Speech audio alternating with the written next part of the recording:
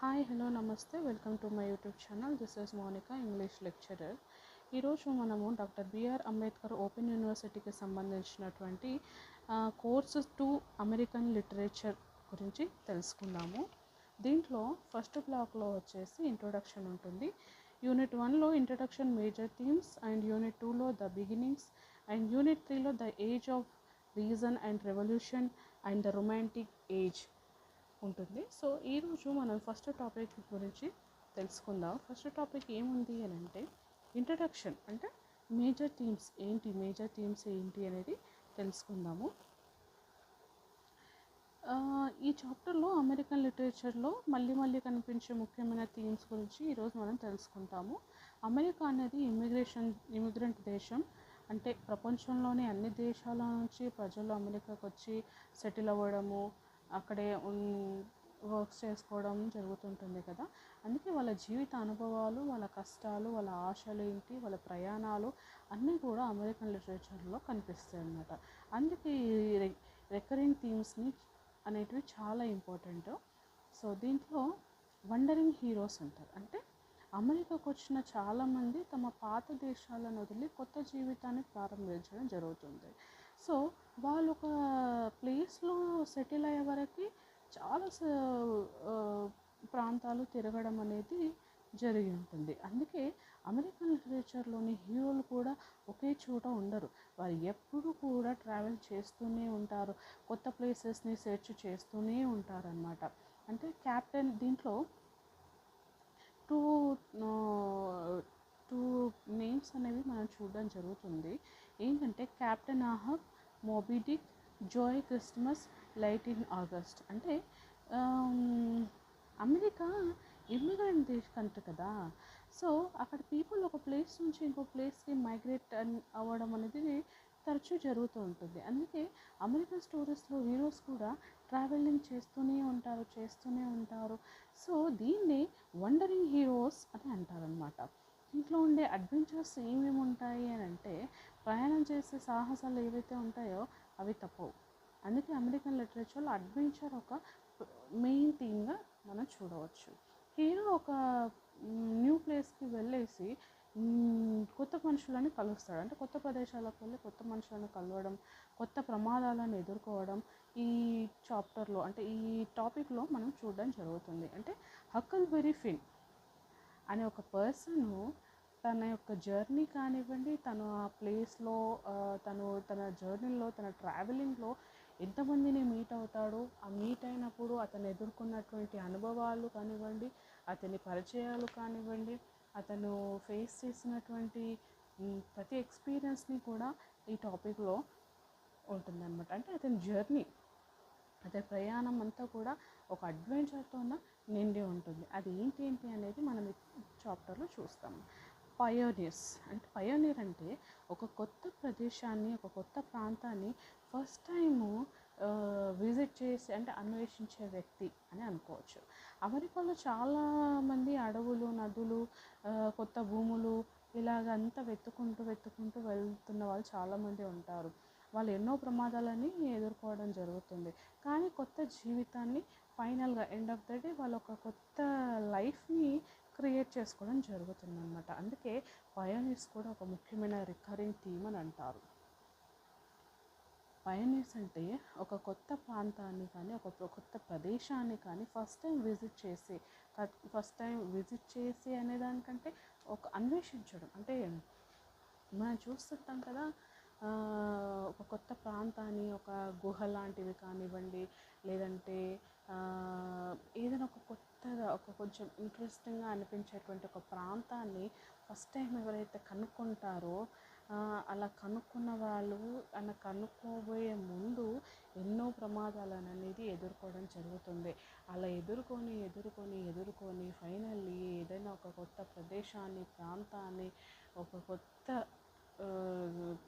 జీవితాన్ని అక్కడ ఏర్పాటు చేసుకోవడం జరుగుతుంది. అందుకే పయోనీర్స్ కూడా ఒక ముఖ్యమైన రికరింగ్ థీమ్ అని అంటారు. ఓకే, అమెరికా ఇమ్మిగ్రెంట్ దేశం కాబట్టి ప్రజలు అనేది కొత్త ప్రదేశంకి వెళ్తారు. అదే అమెరికన్ లిటరేచర్లో వండరింగ్ హీరోస్గా చూపించడం జరుగుతుంది. రీసోర్స్ఫుల్నెస్ అంటే ఏంటి అని అంటే, ఒక కష్ట సమయంలో తెలివిగా సమస్యను పరిష్కరించే గుణాన్ని ఇక్కడ 1.2.4లో రీసోర్స్ఫుల్నెస్ అనేది ఉంది. సో రీసోర్స్ఫుల్నెస్ అంటే ఏంటి అంటే కష్ట సమయంలో తెలివిగా సమస్యను పరిష్కరించే ఒక గుణం. హక్ఫిన్ తన తెలివితో చాలా ప్రమాదాల నుంచి బయటపడుతూ ఉండడం జరుగుతుంది. అందుకే రీసోర్స్ఫుల్నెస్ అనేది ఒక ముఖ్యమైన అమెరికన్ క్వాలిటీ. 1.2.5లో మేల్ ఛాంపియన్షిప్ అనేది ఉంటుంది. అంటే అమెరికాలో పయనీర్ లైఫ్ అనేది చాలా ప్రమాదకరంగా ఇక్కడ చెప్పడం జరుగుతుంది. అందుకే ఇద్దరు మేల్ అంటే ఇద్దరు పురుషులు కలిసి ప్రయాణించడం సాధారణంగా ఉండేది. అందుకే అమెరికన్ నావెల్స్లో ఇద్దరు మేల్ క్యారెక్టర్స్ ఫ్రెండ్షిప్ అనేది మనం ఎక్కువగా చూడడం జరుగుతుంది. అంటే హక్ అండ్ జిమ్, ఇస్మాయిల్ క్విగ్, ఇదే మేల్ కంపానియన్షిప్ అంటారు. సో ఏలినేషన్ అంటే ఏంటి అంటే మనకి సమాజంలో స్థానం లేదు అనే ఒక భావన ఏదైతే ఉంటుందో దాన్ని ఏలినేషన్ అని అనడం జరుగుతుంది. ఇమిగ్రెంట్స్ తమ దేశాన్ని వదిలి కొత్త దేశానికి రావడాన్ని ఏమంటారు అంటే, అందుకే నేను అంటే ఒక ప్లేస్ నుంచి ఇంకొక ప్లేస్కి వెళ్ళిన తర్వాత అక్కడ వాళ్ళకి ఏమైపోతుంది, నేను ఎవరు, నేను ఎక్కడి నుంచి వచ్చాను, నేను ఎక్కడికి చెందిన వాడిను, ఇలాంటి ప్రశ్నలన్నీ మైండ్లోకి రావటం జరుగుతుంది. దీన్నే ఏలినేషన్ అని అంటారు. ఐసోలేషన్ అంటే ఏలినేషన్ ఎక్కువైపోతే, ఆ భ్రమ అనేది ఎక్కువైపోతే, ఆ క్వశ్చన్స్ అనేది ఎక్కువైపోతే మనిషి సొసైటీ నుంచి దూరంగా ఉండాలని కోరుకుంటాడు. అంటే దీన్ని ఐసోలేషన్. మన ఐసోలేషన్ వెళ్ళిపోయాడు, ఐసోలేట్ అయిపోయాడు అని అంటుంటారు. కొన్ని సందర్భాల్లో మనం వినడం జరుగుతుంది. అంటే వాళ్ళలో సొసైటీ నుంచి దూరంగా ఉండాలి, ఇంకా సొసైటీ నుంచి వాళ్ళు వెక్స్ అయిపోయారు, సో మనకు ఇంకా వద్దురా బాబు ఈ లైఫ్ అని అనిపించినప్పుడు వాళ్ళు ఏం చేస్తారు అంటే ఐసోలేట్ అయిపోతారు. దీనినే ఐసోలేషన్ అని అంటారు. హక్ఫిన్ సొసైటీ రూల్స్ నచ్చక, హక్ఫిన్ అనే పర్సను సొసైటీ యొక్క రూల్స్ నచ్చక తనకు నచ్చిన విధంగా జీవించాలనుకొని ఐసోలేట్ అవ్వడం జరుగుతుంది. ఓకే,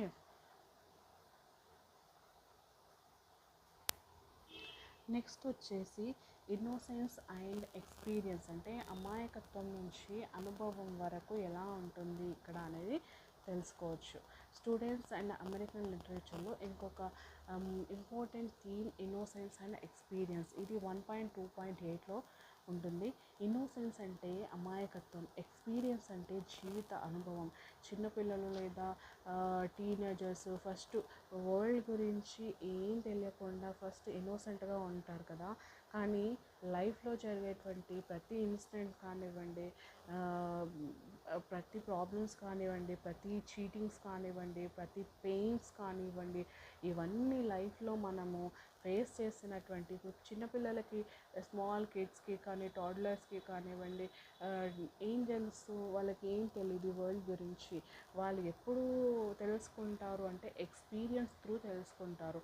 ఎక్స్పీరియన్స్ వాళ్ళకి లైఫ్లో ఎదురవుతున్నటువంటి ప్రతి విషయంలో నుంచి వాళ్ళు చాలా ఎక్స్పీరియన్స్ అనేది గెయిన్ చేసుకుంటారు. ఈ చేంజ్ని ఏమంటారు అంటే ఇన్నోసెన్స్ టు ఎక్స్పీరియన్స్ అని అంటారు.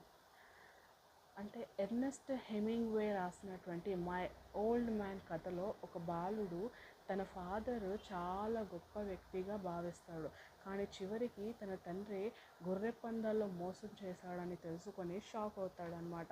అప్పుడే అతను జీవిత వాస్తవాలని అర్థం చేసుకోవడం జరుగుతుంది. ఇన్నోసెన్స్ ఎక్స్పీరియన్స్ అంటే అమాయకత్వం నుంచి జీవిత సత్యాలను తెలుసుకునేటువంటి ప్రయాణంగా ఇక్కడ చెప్పడం జరుగుతుంది. 1.2.9లో ద ర్యాషియల్ ప్రోగ్రామ్ అనేది ఒకటి ఉంది. అంటే జాతి వివక్ష సమస్య. అమెరికన్ లిటరేచర్లో చాలా ముఖ్యమైన థీము రాసియల్ ప్రాబ్లం. అంటే అమెరికాలో వైట్, బ్లాక్, నేటివ్ అమెరికన్స్ వంటి అనేక జాతుల ప్రజలు అనే వాళ్ళు ఉంటారు, మనకు తెలిసిన విషయమే.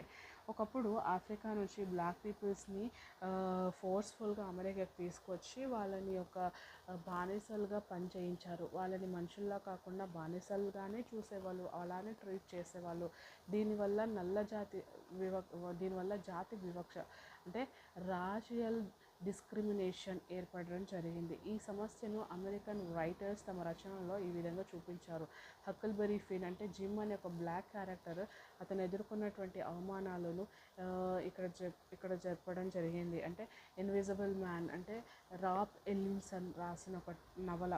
ఇందులో బ్లాక్ పీపుల్ స్ట్రగుల్స్ ఏవైతే ఉంటాయో అవన్నీ చూపించడం జరిగింది.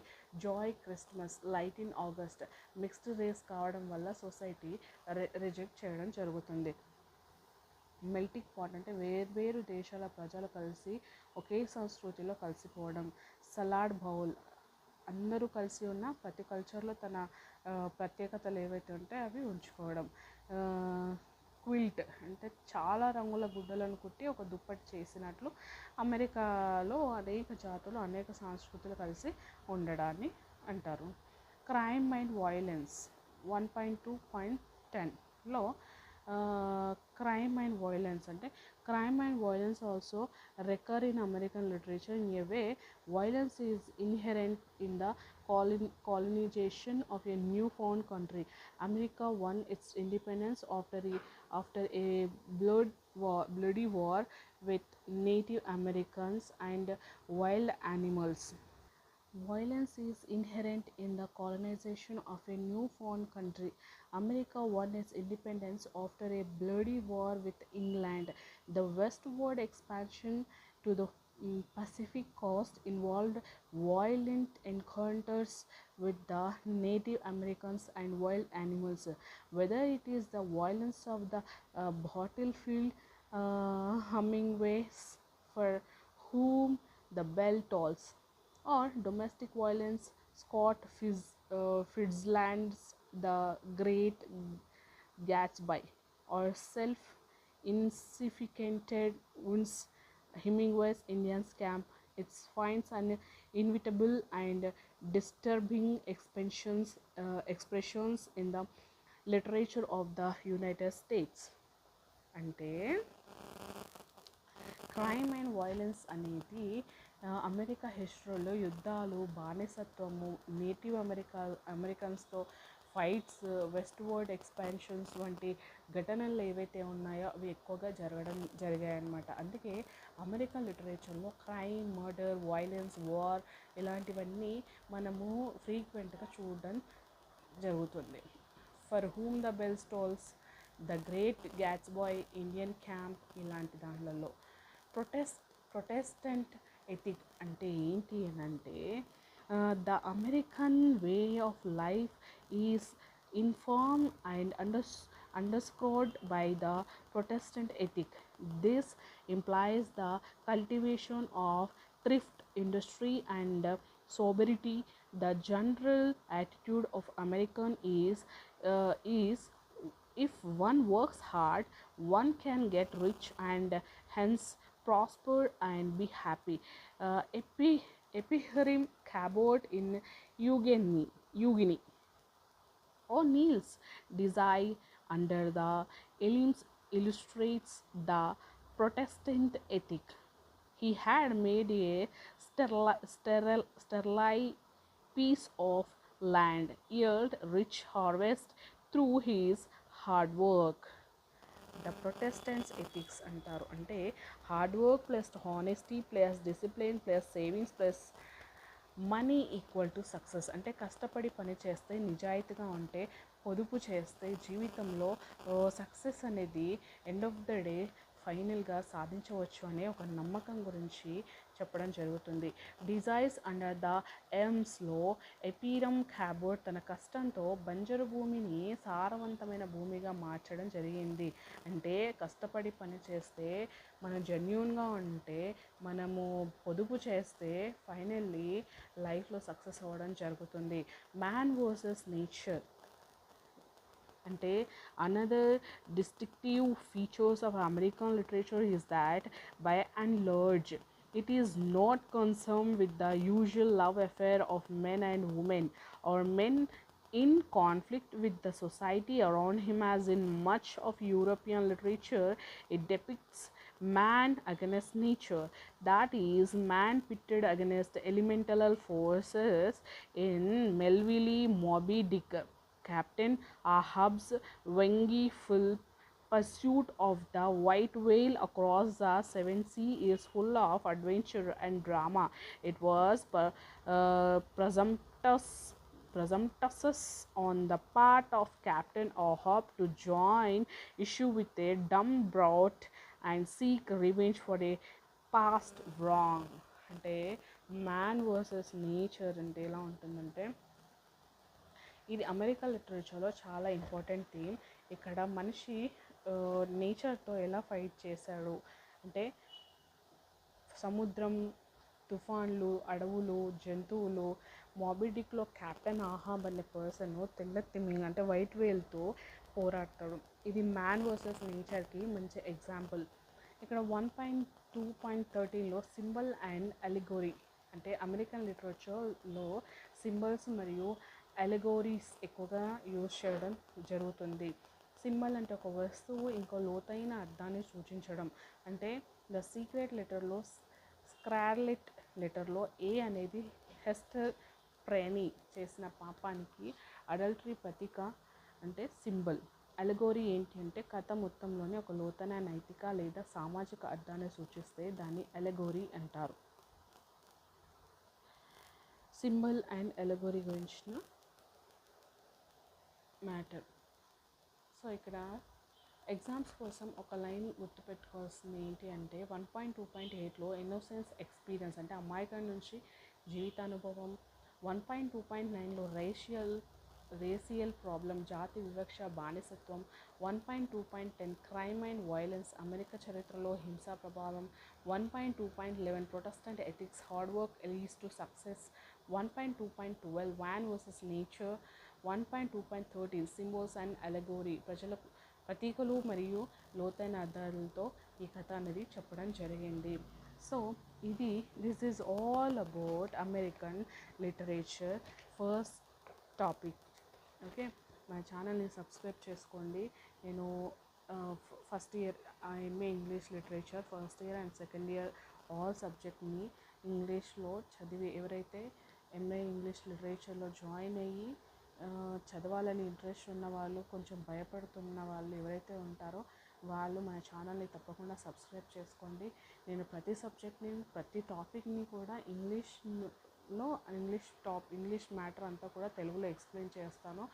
మనకి అర్థమయ్యే భాషలో చక్కగా ఎక్స్ప్లెయిన్ చేస్తాను. సో మీరు నేను చెప్పిన టాపిక్స్ అన్నీ చెప్పిన విధంగా అర్థం చేసుకొని చదివినట్లయితే మీరు ఎగ్జామ్ని చక్కగా అటెండ్ చేసే అవకాశం ఉంది. మీరు హ్యాపీగా MA English literature PG complete చేసే అవకాశం చాలా వరకు ఉంటుంది.